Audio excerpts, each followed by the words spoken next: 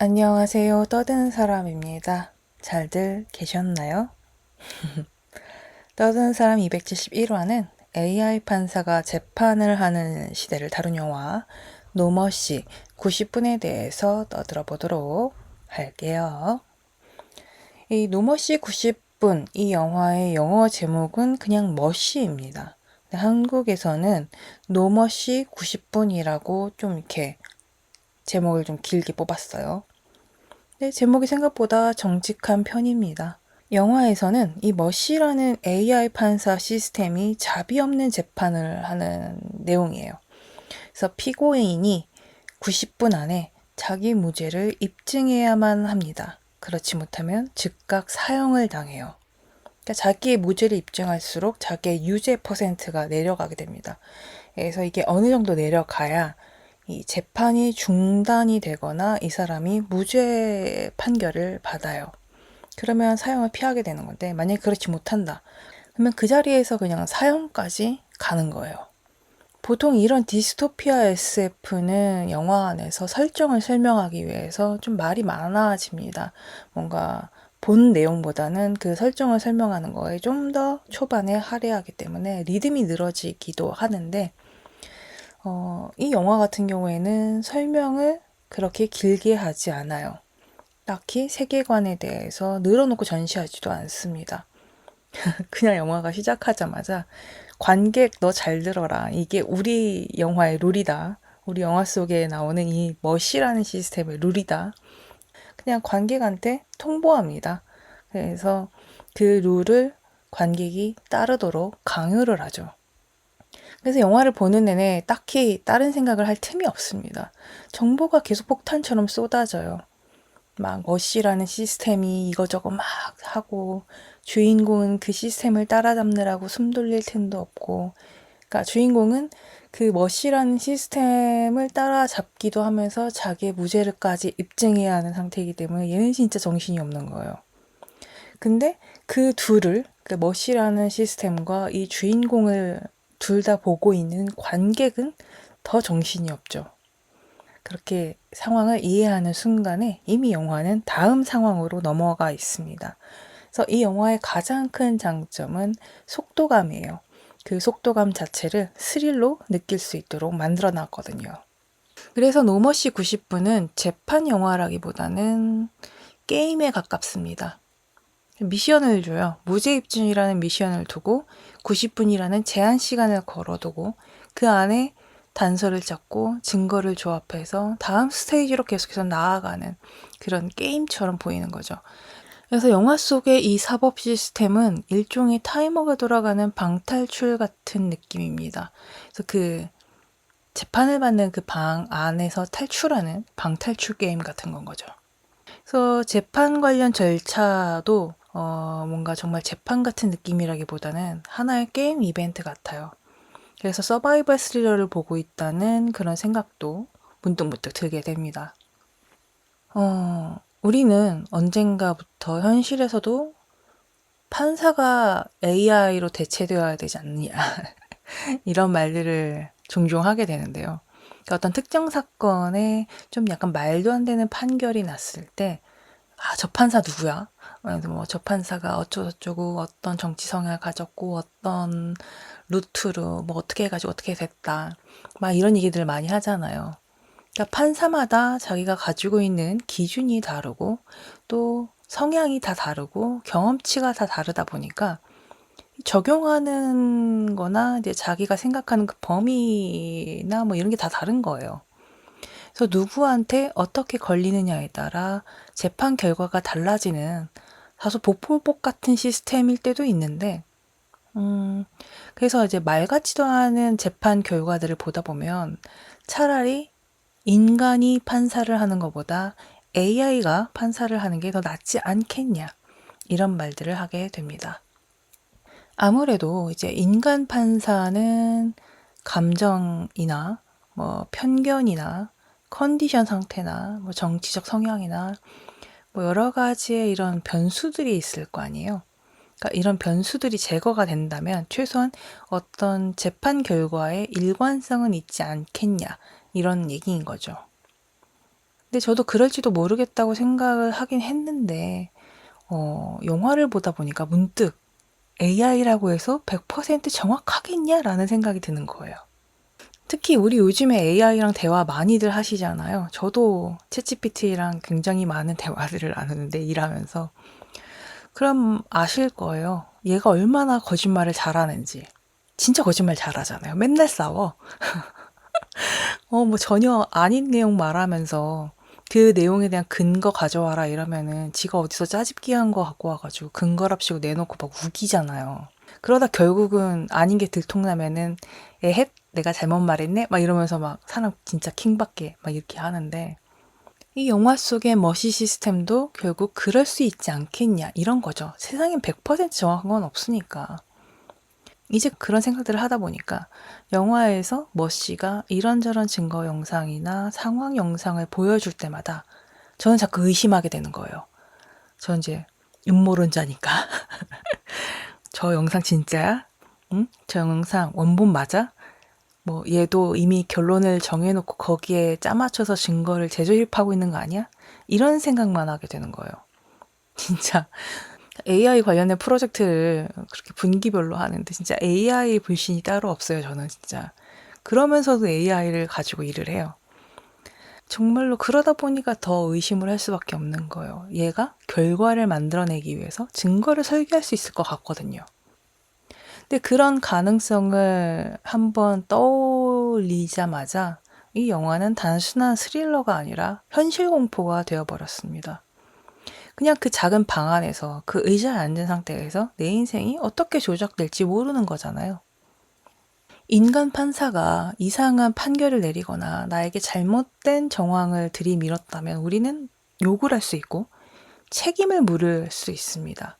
근데 AI가 그렇게 한다면 누구를 욕하고 누구에게 책임을 돌려야 할까요?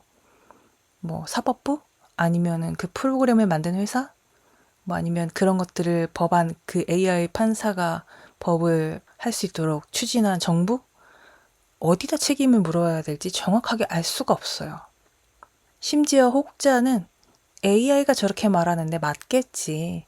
컴퓨터잖아. 컴퓨터니까 맞겠지. 이렇게 생각을 할지도 몰라요. 그러다 보니 AI 판사는 정의를 구현하는 기계라기보다는 오히려 정의라는 키워드로 어떤 특정한 것을 확정시켜버릴 수 있는 그런 기계가 될 수 있다는 겁니다. 근데 그 확정의 방식이 숫자라면 더 쉽겠죠. 영화는 그 부분을 정말 잘 이용해요. 그래서 유죄 확률 몇 퍼센트 이렇게 화면에 뜨게 되는데 유죄 확률 몇 퍼센트 이렇게 뜨게 되는 순간 그건 더 이상 이 사람이 유죄냐 아니냐 논쟁의 영역이 되지 않습니다. 예를 들면 영화에서는 주인공이 유죄 확률 97%가 떠요. 근데 유죄 97%라고 뜨면 사실 그걸 보는 사람들은 야 이거 게임 끝났다. 거의 100%에 가까운데 이건 그냥 결론 난 거 아니야? 제가 범인이네. 이렇게 생각을 하게 될 거란 말이에요. 이미 어떤 특정 논리적인 설명보다 수치에 쉽게 설득되는 사회이기 때문입니다. 증거보다는 어떤 확률이 더 납득시키기가 쉽고 논리보다는 숫자가 그러니까 점수가 사람을 납득시키기가 더 쉬운 거예요. 97%라는 이 숫자를 보는 순간에 더 이상 무죄 추정의 원칙 같은 거는 없어지는 거죠. 근데 이렇게 강렬한 시스템을 영화 내내 이제 제가 보게 되잖아요. 그러다 보니까 너무 궁금한 거예요. 이 머시라는 시스템이 어떻게 도입이 됐을까? 이 시스템을 도입할 때 반대하는 세력은 없었을까? 그리고 이걸 사람들은 어떻게 받아들였을까? 이게 남용되거나 오용된 사례는 없었을까? 정말 미친 듯이 궁금한 게 쏟아지는 거예요. 저는 궁금한 게 많은 물음표 살인마니까. 거기다가 아무리 AI라고는 하지만 결국 그 AI에게 프롬프트를 주고 어떤 코딩을 하고 이런 설계를 하는 거는 결국 인간이잖아요. 인간이 컨트롤을 하는 거거든요.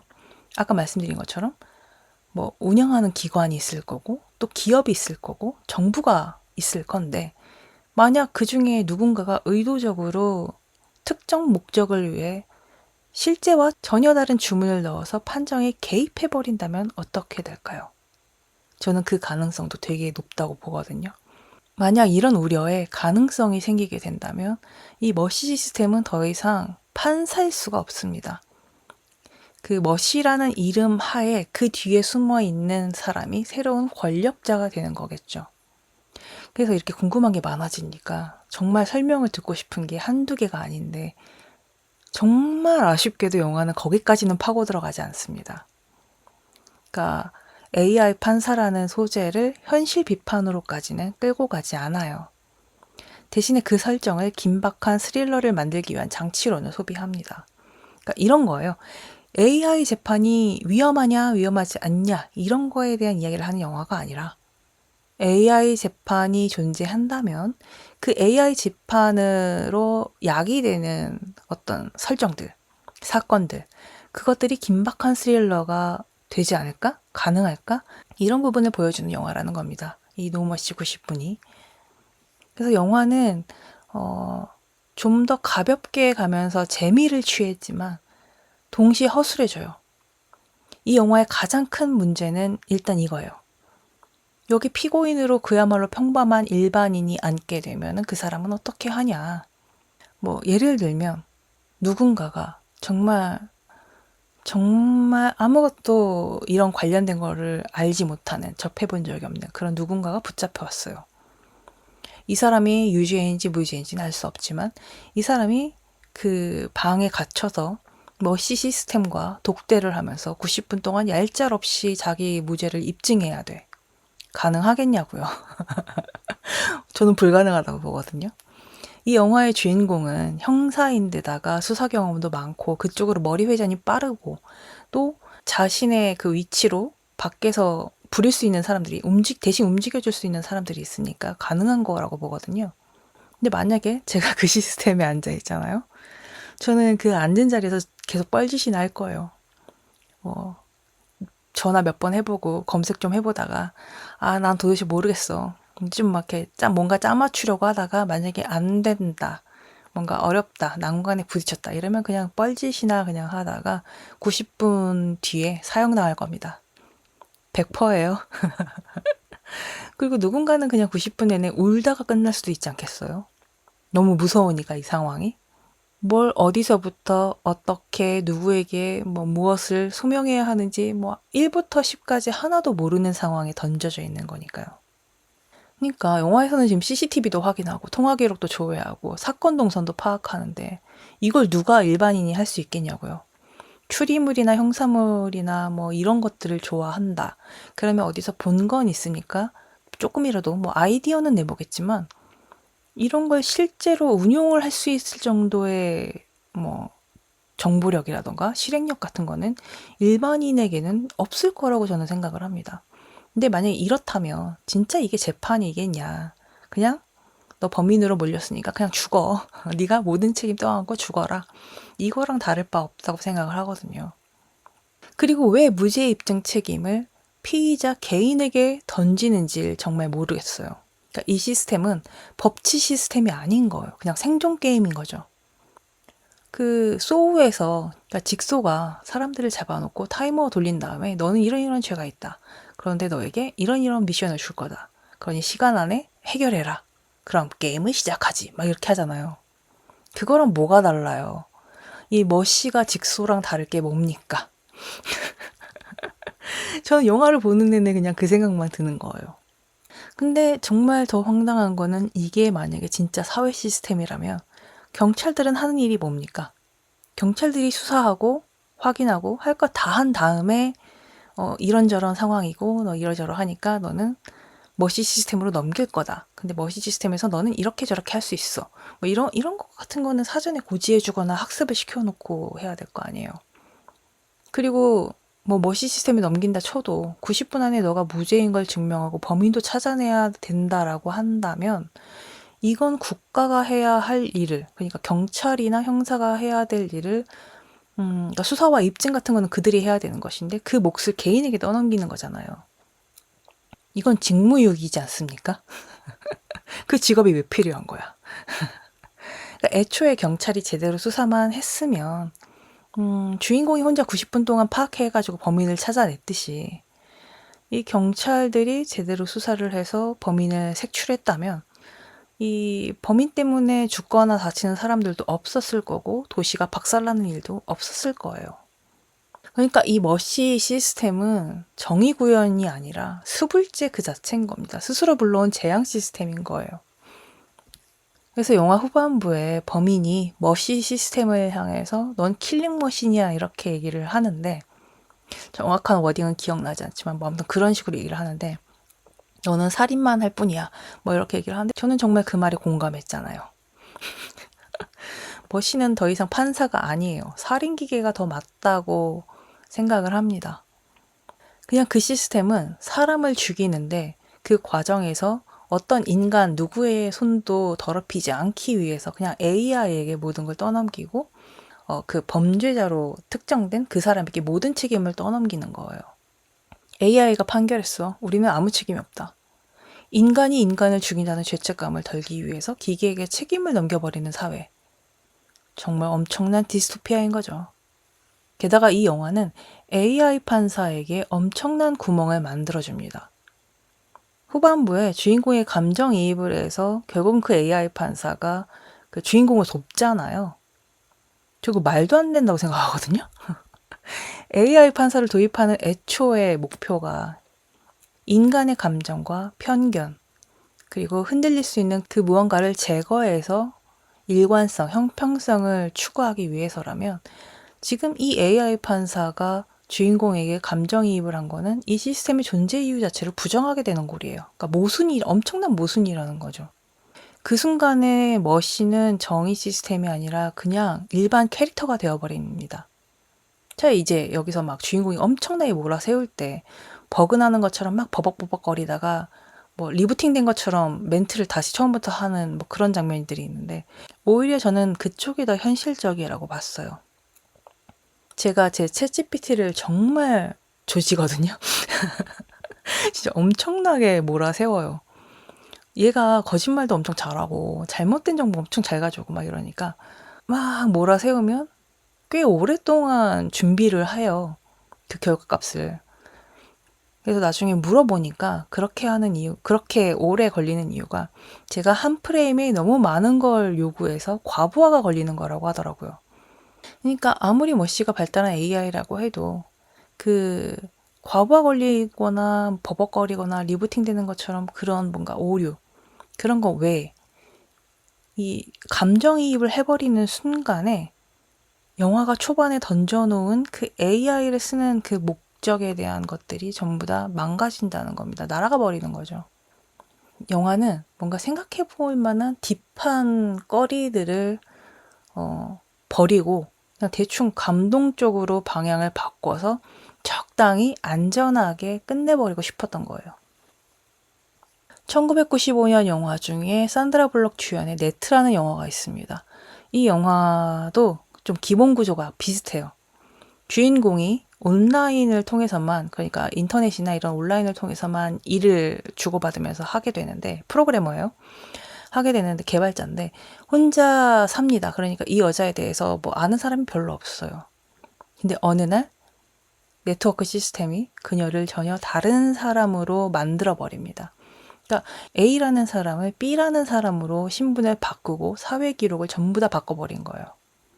나는 A인데 모든 사람들이 그리고 내가 살고 있는 이 사회가 나를 B라고 부르기 시작을 하는 거죠. 그러니까 어쨌든 내 삶이 사라졌으니까 나는 계속 내가 A라는 거를 어필해야 돼. 근데 아무도 믿지를 않아. 왜냐면 사람들은 더 이상 그녀의 기억이나 그녀의 삶을 믿으려고 하는 게 아니라 시스템에 찍힌 데이터만 믿기 때문입니다. 뭐 예컨대 노모 씨가 이런 법치 시스템으로 유죄 확률을 띄운 다음에 그 유죄 확률 퍼센트를 통해서 생존을 삭제를 한다면, 그러니까 이 사람이 사냐 죽느냐를 결정을 한다면, 네트 이 영화에서는 시스템이 신분을 바꿔서 사회 안에서 이 사람의 존재 자체를 삭제해버린 거예요. 거기다가 이 두 영화 다 내가 나라는 걸 증명해야 하는데 실제 사회에서는 내 말이 아니라 데이터만 믿는 내가 나라는 걸, 내가 무죄라는 걸 내 스스로 증명해야 하는데 사회 시스템, 그리고 이 AI 시스템은 내 말이 아니라 데이터만 믿는 그런 기본적인 구조가 같다는 거죠. 근데 네트 같은 경우에는 그 시스템을 끝까지 시스템답게 굴도록 합니다. 뭐 컴퓨터 시스템이니까 당연히 감정이 없을 거잖아요. 데이터에 기반하다 보니까 예외라는 것도 없습니다. 그래서 데이터랑 다르면 바로 거부해요. 그래서 결국 주인공이 자기 삶을 되찾는 방식도 어떤 감동적인 요소나 기적에 의존하는 게 아니라 그 시스템의 논리를 이해하고 나서 그걸 역이용하면서 자기 삶을 되찾게 됩니다. 그러니까 영화가 굉장히 일관성이 있어요. 그리고 이 데이터가 나라는 사람을 규정하는 새로운 시대의 공포를 굉장히 심플하면서도 명확하게 밀어붙이고 있습니다. 근데 노머시 90분 같은 경우에는 그렇지가 않아요. 더 발전된 기술을 갖고 왔는데도 불구하고 이상하게도 거기서 후퇴합니다. 뭔가 AI 판사가 등장했기 때문에 우리는 좀 기대를 하잖아요. 인간 판사의 알량한 편견이나 감정 같은 것이 배제된 상태, 그리고 완전히 객관적인 시스템일 거라고 생각을 하니까 기대를 하는 부분이 생기는데 후반부로 갈수록 AI가 주인공에게 감정이입을 하고 도와주기 시작을 하죠. 그러면 그 순간에는 머신은 더 이상 정의를 구현하는 시스템이 될 수가 없는 거예요. 이 1995년의 네트는 그 단순한 컴퓨터 네트워크 시스템으로도 끝까지 냉정하게 한 인간을 이 사회에서 지워버리는 일을 자처했는데 노머신은 보다 더 우월한 AI라는 걸 가져가 놓고도 결국 인간처럼 소비돼 버리잖아요. 그럴 거라면 인간 판사와 AI 판사의 차이가 뭡니까? 그 변별력이 없어져 버리는 거죠. 저는 이 후반부 이 설정이 정말 이 영화의 가장 큰 아이러니이자 단점이라고 생각을 해요. 정말 너무 큰 구멍을 만들어 놨어요. 물론 그러함에도 불구하고 이 영화 자체는 팝콘 스릴러물로는 볼만했다고 생각을 합니다. 요즘 이런 스타일은 잘 없거든요. 설정을 깊게 파고든 척 하다가 늘어지는 영화 혹은 반대로 아무것도 없으면서 자극만 추구하는 영화 이런 것들이 많은데 노머시 90분 같은 경우에는 굉장히 정직하고 교과서적으로 이제 시간 제한 스릴러라는 구조는 정말 처음부터 끝까지 제대로 밀어붙입니다. 그래서 보는 동안 몰입도 어느 정도 되고 나름의 재미도 있어요. 그리고 이렇게 제가 계속 뭐 허술하니 구멍이니 이렇게 막 얘기를 했지만 이 소재가 굉장히 좋기 때문에 그러니까 떠들기 좋기 때문에 이걸 보고 나서 여러 가지 얘기들을 할 수가 있는 거죠. 왜냐면 지금도 당장 쓰일 수 있는 거니까. 스포츠 같은 경우에는 AI 심판이 벌써 도입이 돼서 사용되고 있잖아요. 걔들도 잘못 많이 해요. 그래서 저는 영화를 보고 나서 파워 N이다 보니까 이 시스템이 적용된 사회에서 살고 있는 나를 상상했거든요. 아, 심란했어요, 정말. 이 시스템이 적용된 사회는 이미 망해버린 사회일 것 같은데. 진짜 너무 무섭고 심란하더라고요. 정리하자면 노머시 90분은 AI 판사 도입 윤리를 다루는 그런 영화가 아닙니다. 대신 이 영화가 말하고자 하는 건 좀 더 심플해요. 현대사회가 얼마나 쉽게 시스템이 정한 결과를 정의로 착각하는지, 그리고 그 시스템이 제대로 작동하는지 확인도 하기 전에 사람들이 얼마나 그 시스템이 제공하는 숫자에 확신을 가져버리는지, 그거에 대한 이야기를 하고 있습니다. 정말 설정은 생각할수록 허술한데 그 허술함을 덮어버릴 만큼 영화의 리듬도 빠르고요. 별 생각 없이 가볍게 보면 정말 쾌감도 있어요. 그러니까 설득력의 영화라기보다는 속도의 영화였고 그 속도 덕분에 팝콘 스릴러로는 가능성이 있다라고 말씀을 드릴 수 있겠습니다. 저는 이 영화를 보고 나서 세 가지 질문을 또 생각을 했어요. 뭔가 영화적인 질문이라기보다는 현실 쪽의 질문이라고 봐야 될 것 같은데 AI 기반 사법 시스템이 정말 정의를 구현할 수 있을까? 이 영화에서는 디지털 증거를 굉장히 중요하게 생각하는데 뭔가 SNS라던가 뭐 CCTV라던가 각각의 핸드폰에 남겨져 있는 모든 정보들, 자료들, 파일들 뭐 이런 걸 기반으로 증거를 취득하는데 이 디지털 증거 중심의 재판이 심리나 도덕 판단을 어떻게 어디까지 처리할 수 있을까? 이런 것들이 되게 궁금하더라고요. 그리고 AI가 스스로 판단을 수정할 수 있는지, 그리고 진화할 수 있는지, 이런 것도 너무 궁금했어요. 그래서 최소한 이 세 가지 주제에 제대로 된 대답이 나와야 이 AI 판사 시스템도 가능하지 않을까, 그런 생각을 해봅니다. 그 영화가 그 질문에 대한 대답을 해주지는 못하지만 적어도 이런 이야기를 나눌 만한, 생각해볼 만한 그런 거리들은 던져줬다는 거에서 좀 긍정적인 반응은 했어요. 이런 소재를 던져주는 것도, 이런 이야기할 거리를 던져주는 것도 영화가 할 일이긴 하니까. 그래서 제 생각에는 AI 판사는 전면 도입되는 거는 조금 정말 책임이 없는 권력으로 재앙을 불러올 거라고 생각하기 때문에 좀 더 현실적으로 생각을 하면 판례 수십 건을 일괄 기준 정리하는 그런 일을 해서 통상 범위를 제시하거나 아니면 양형 가이드를 만들거나 유사 판례를 추천하는 정도? 아니면 증거를 정리하거나 그 증거를 정리하는 과정에서 모순을 탐지하거나 누락된 서류를 찾아내는 정도? 거기다 제일 AI가 잘할 수 있는 건 전 이건 것 같아요.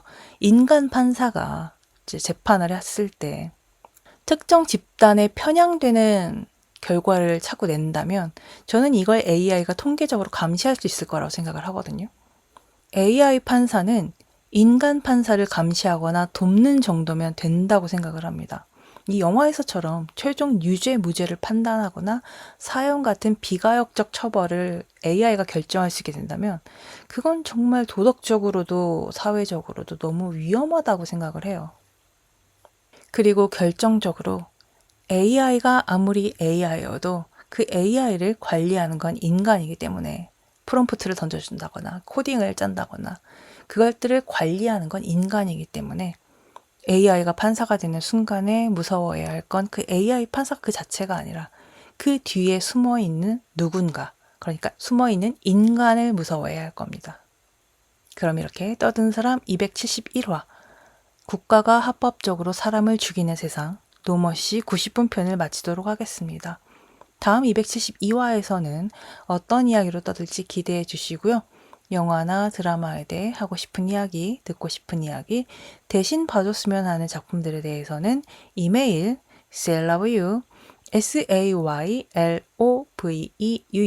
@gmail.com이나 팟빵, 애플 팟캐스트, 스포티파이, 유튜브, 인스타에 떠드는 삶 채널에 남겨주세요. 그럼 272화에서 만날게요. 안녕!